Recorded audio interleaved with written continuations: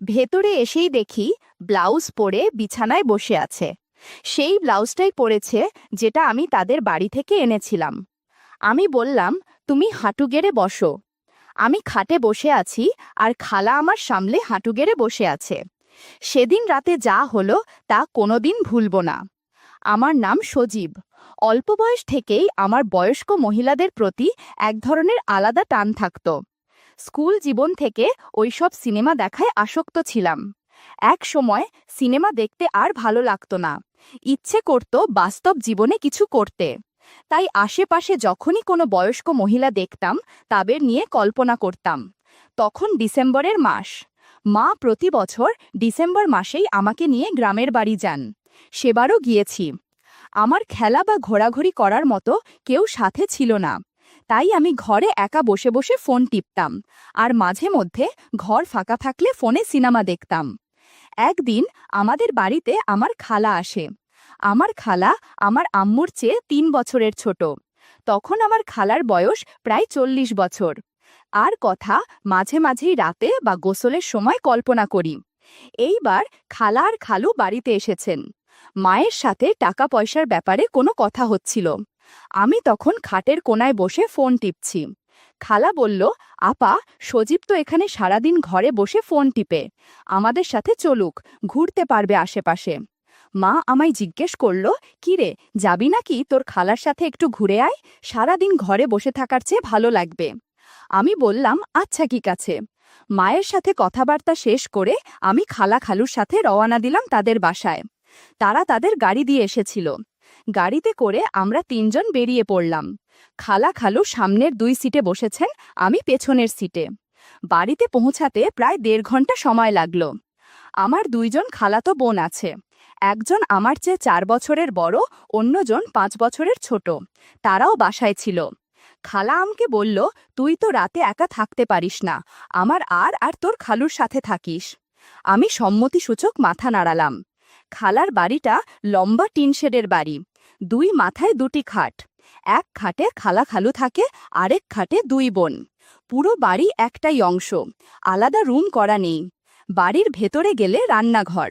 রান্নাঘরের ভেতর বেশিরভাগ অংশই রান্নার কাঠ দিয়ে ভরা আর একটা মাটির চুলা। রান্নাঘরের কিছুটা পাশেই গোসলখানা। চারদিকে টিন দেয়া, ওপরটা খোলা, মাঝে একটা টিউবওয়েল। গোসলখানার পাশেই টয়লেট। টয়লেটের দরজা দিয়ে গোসলখানা দেখা যায়। বাড়ি পৌঁছাতে পৌঁছাতে প্রায় দুপুর 1টা বেজে গেছে। খালা আমাকে বললেন গোসল করে নিতে। আমি কিছুক্ষণ ফোন টিপে গোসল করতে চলে গেলাম। হাতে প্যান্ট গামছা নিয়ে গোসলখানায় চলে গেলাম। গোসল করতে করতে খালার কথা মনে পড়ল। কিছুটা সাবান লাগিয়ে শ্যাম্পু ফেললাম। রাতে খাবার খাওয়া হলে সবাই ঘুমাতে চলে গেল। আমি খালা খালুর সাথে শুয়েছি। খালু খাটের একদম ডানে টিনের সাথে শুয়েছেন, মাঝখানে খালা আর বামে আমি। শীতের দিন তাই লেপ গায়ে দিয়ে শুয়েছি। আমি বাম কাত হয়ে শুয়ে আছি, কিন্তু ঘুমে ধরছিল না। বারবার মনে হচ্ছিল কিভাবে কি করা যায়। ভাবতে ভাবতেই হঠাৎ খালা জাদুর লাঠিটা ভরল। আমি ঘুমানোর ভান করে শুয়ে থাকলাম। খালা আস্তে আস্তে জাদুর লাঠি নিয়ে কি যেন করতে থাকল। আমি তখনও ঘুমের ভান করে আছি। আমি মনে মনে ভাবছিলাম, এসব কি হচ্ছে আমার সাথে। বন্ধুরা, কিছু ঘটনা ইউটিউবের করা নিয়মের কারণে সরাসরি বলা যাচ্ছে না। তোমরা কমেন্টে দেয়া লিংক থেকে আমার 5 মিনিট পর খালামণি লেপ এর নিচ থেকে বেরিয়ে এলো। কানে ফিসফিস করে বলল, কাল থেকে তোর ডিউটি শুরু হবে। এদিকে আমি ঘুমের ভান ধরেই থাকলাম। পরের দিন সকালে ঘুম থেকে উঠলাম। দাঁত ব্রাশ করতে গোসলখানায় গেলাম। খালামণি তখন রান্নাঘরে রান্না করছিলেন। খালুর কাজ ছিল, তাই সে আরও সকালেই বাড়ি থেকে বেরিয়ে গেছেন। দাঁত ব্রাশ করে ঘরে এলাম। খালা সকালে নাস্তা দিলেন। আমার খালাতো বোন 2জন তাদের দাদি বাড়ি যাবে, সেজন্য তারাও তাড়াতাড়ি খাবার খেয়ে নিল। আমি এমন ভাব করে থাকলাম যেন কাল রাতে কিছুই হয়নি। খালাকেও দেখলাম, তার মধ্যে কোনো পরিবর্তন নেই। কাল রাতে স্বাভাবিকের বাইরে কিছু হয়নি এমনটাই মনে হচ্ছে আমাদের আচরণে। সকাল 10টার দিকে আমার খালাতো বোনেরা বেরিয়ে পড়ল দাদিবাড়ির উদ্দেশ্যে। আমি তখন ফোনে গেম খেলছিলাম। বোনেরা বেরিয়ে যাওয়ার কিছুক্ষণ পর খালামণি আমার কাছে এসে বলল, কিরে, তুই তো এবার কলেজে উঠেছিস, পড়ালেখা কেমন চলছে? আমি কিছু বললাম না। সে আবার বললেন, আয় তোকে একটু বাংলা পড়াই। আমি জিজ্ঞেস করলাম, তুমি না স্কুলে বাংলা পড়াও? সে হেসে বলল, স্কুলে পড়াই তো কি হয়েছে, কলেজের পড়াও পারি। আমি বললাম, কিন্তু আমি তো বই নিয়ে আসিনি। সে বলল, বই আনিসনি? দাঁড়া, আমার কাছে মনে হয় একটা পুরান বই আছে, দেখি পাই নাকি। প্রায় 5 মিনিট পরে ফিরে এলো। হাতে একটা মোটা বই দেখা যাচ্ছে, তবে তা আমার পড়ার বইয়ের মতো দেখাচ্ছে না। দেখেই বোঝা যাচ্ছে খুবই ভারী বই। আমি খাটের মাঝখানে বসেছিলাম, সে এসে আমার পাশে বসল। আমার হাত থেকে ফোনটা নিয়ে সুইচ অফ করে দিলেন। তখন আমার বইয়ের ওপর নজর পড়ল। বইয়ের নামটা ঠিক পড়তে পারছিলাম না, হিজিবিজি কিছু লেখা ছিল, মনে হয় সংস্কৃত হবে। তবে নিচে একটা ছবি দেয়া, এক রাজা আর রানীর ছবি। আমি ছবির দিকে তাকিয়ে খালার দিকে তাকালাম।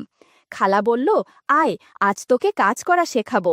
এই বলে সে বইয়ের পাতা উল্টালেন, তবে বইয়ের প্রথম পাতা নয়, একদম বুকমার্ক করা অর্ধেক বই পার করে গেলেন। দেখলাম প্রতি পাতার ডান পাশের পেজে একটা ছবি দেয়া এবং বাম পাশের পেজে কিছু কথা লেখা। বইয়ে যেসব ছবি আর লেখা আছে তা সরাসরি বলা যাচ্ছে না। তোমরা কমেন্টে দেয়া লিঙ্ক থেকে আমার ওয়েবসাইট ভিজিট করো, সেখানে একদম খোলামেলা গল্প দেয়া আছে। বইতে যেমন যা ছিল ঠিক সেভাবেই আমাকে সবকিছু করতে বলল। কিন্তু খালা তো জানে না আমি কতটুক কি জানি, যে কারণে খালার কথা না শুনে আমার মতো শুরু করে দিলাম। সারা ঘরে শুধু হাততালির মতো শব্দ হচ্ছিল, ভাগ্যিস কেউ ছিল না। আমি বললাম, কাল রাতে যা করেছিলে আমি সব টের পেয়েছি, শুধু কোনো কথা বলিনি।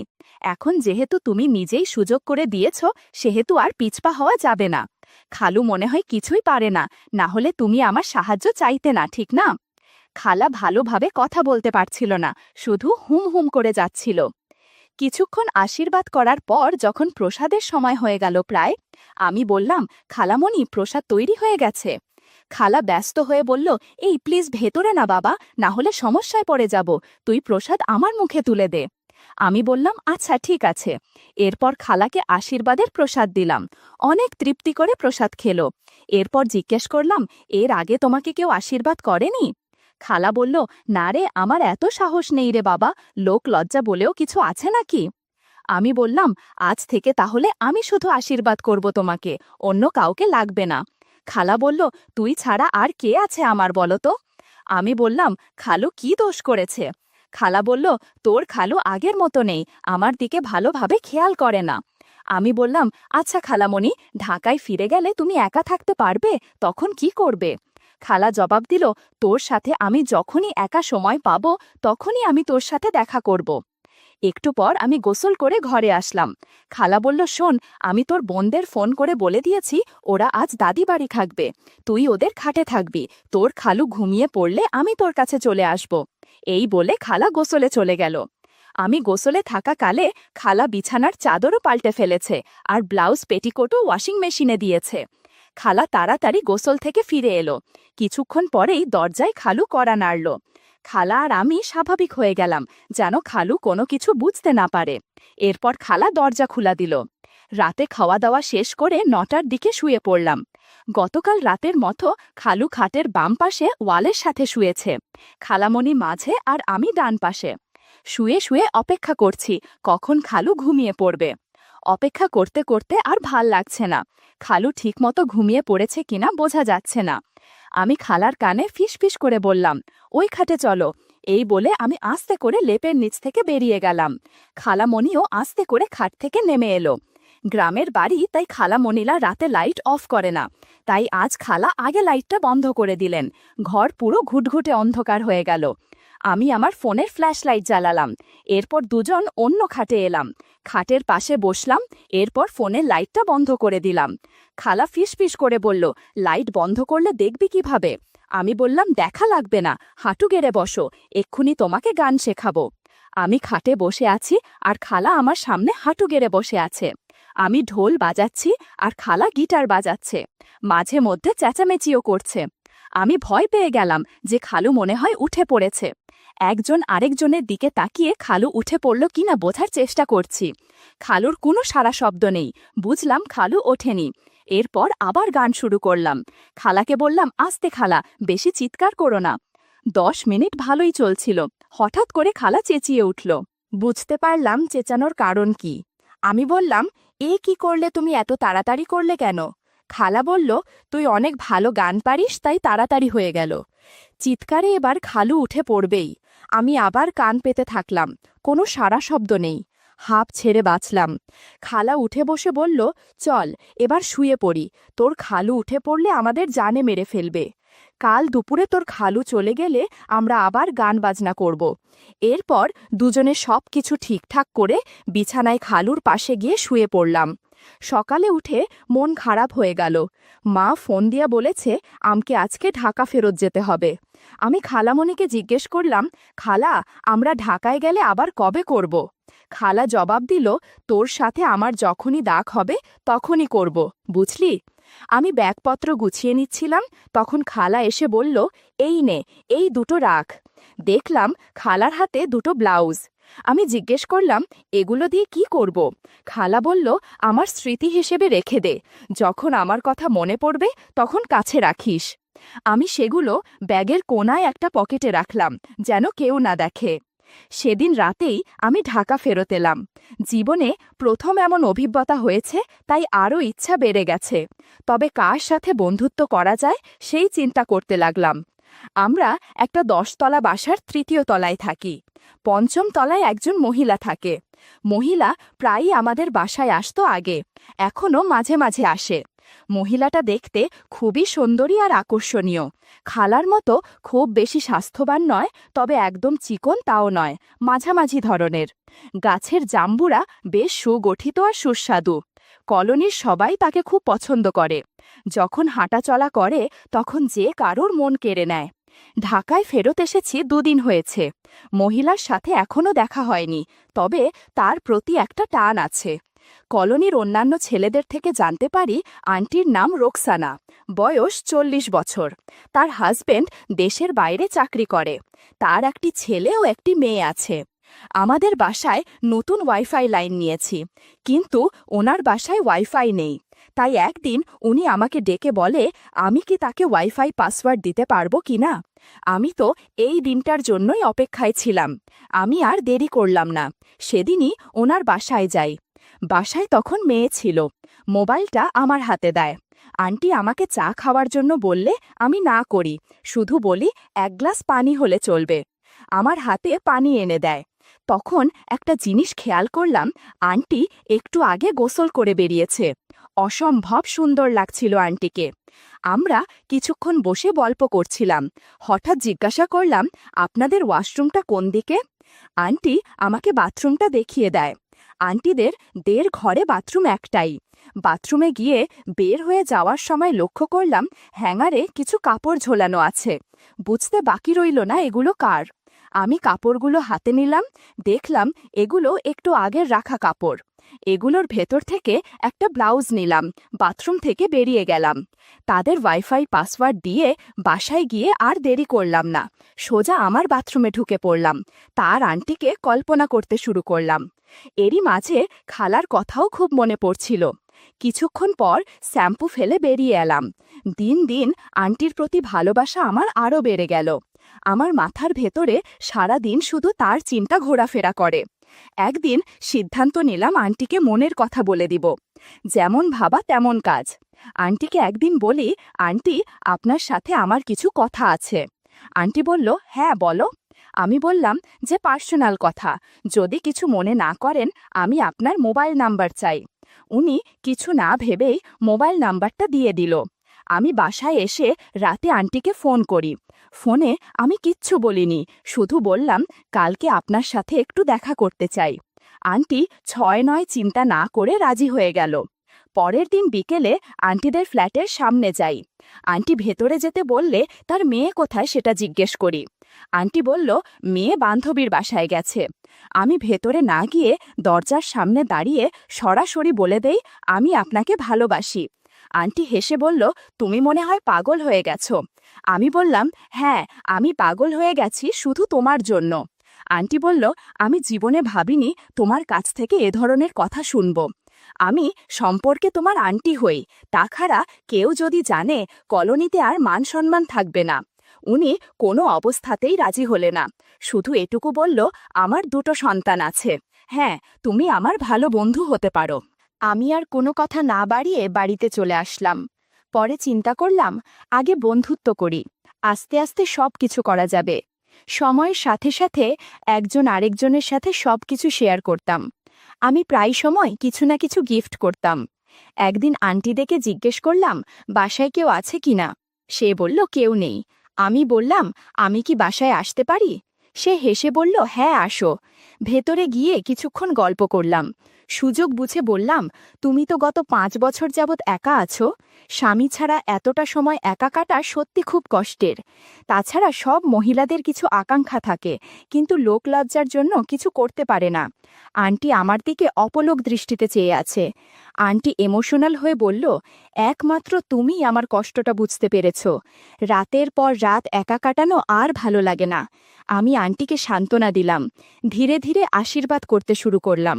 লক্ষ্য করলাম আন্টির মুখে এক তৃপ্তির হাসি। আমি আরও কিছুক্ষণ আন্টিকে আশীর্বাদ করলাম। তখন খালার কথা মনে পড়ছে। গত মাসে ঠিক এভাবেই খালাকে আশীর্বাদ করেছিলাম। মিনিট 15 আশীর্বাদ করার পর বললাম, প্রসাদ খাবে না? আন্টি বলল, হ্যাঁ হ্যাঁ দাও। সেই কত বছর হয়ে গেল প্রসাদ খাই না, তুমি আমাকে খাইয়ে দাও। আন্টিকে প্রসাদ দিয়ে আমি একটু বিশ্রাম নিলাম। এদিকে আন্টিকে অনেক ক্লান্ত লাগছিল। কোনো মতে পেটিকোট গুটিয়ে বাথরুমে চলে গেল। একটু পর ফ্রেশ হয়ে বের হলো। আমি আজকের মতো চললাম বলে বেরিয়ে গেলাম।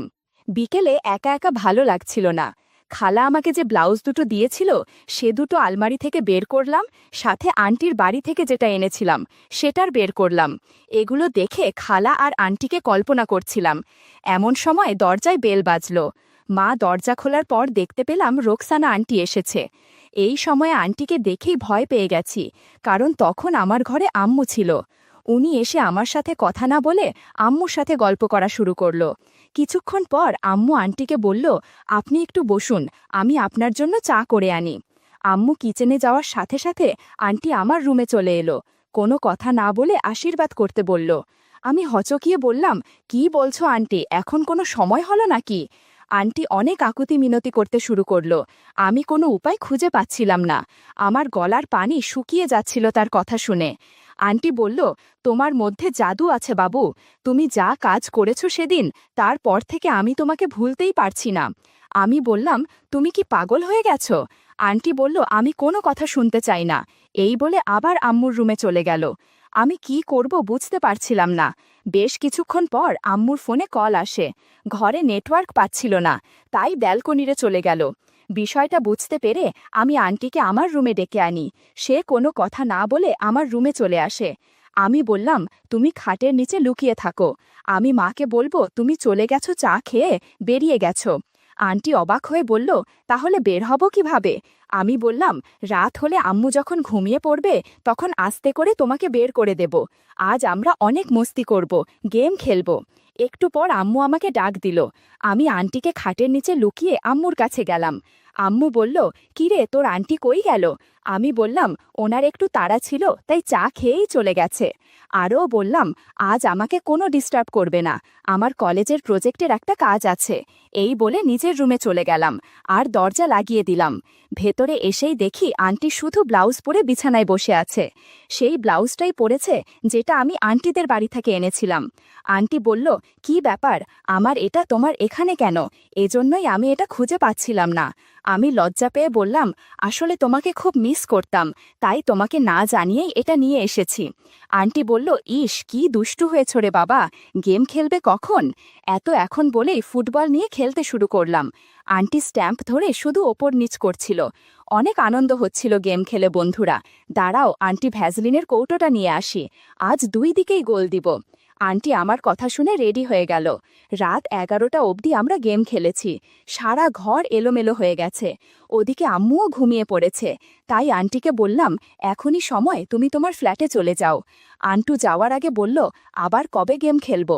বললাম, তোমাকে ফোন করে জানাবো। এর মাঝে আমি আবারও খালাবাড়িতে গিয়েছিলাম। সেখানেও কয়েক রাউন্ড গেম খেলেছি। 2 জায়গায় বেশ দিন কাটছিল আমার।